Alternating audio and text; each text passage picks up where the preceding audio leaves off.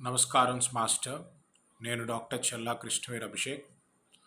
గణపతి నవరాత్రులు నిన్నటితో పూర్తి అయ్యాయి.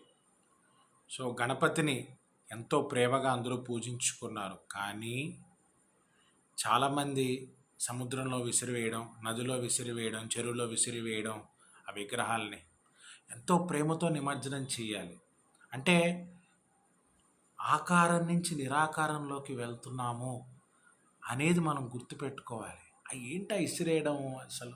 అట్ ద సేమ్ టైం ఆ డీజేలు ఏమిటి, ఆ అశ్లీలమైన పాటలు ఏంటి, ఆ సౌండ్ పొల్యూషన్ ఏమిటి? ఇది భక్త?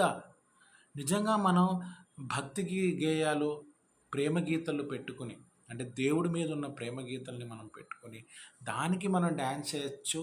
అట్ ద సేమ్ టైం ఒక లిమిటెడ్ సౌండ్, మరీ ఎక్కువ సౌండ్ పెట్టి అందరినీ డిస్టర్బ్ చేసి, గణపతి నవరాత్రులు అంటే అందరినీ భయపెట్టాల్సిన పని లేదు.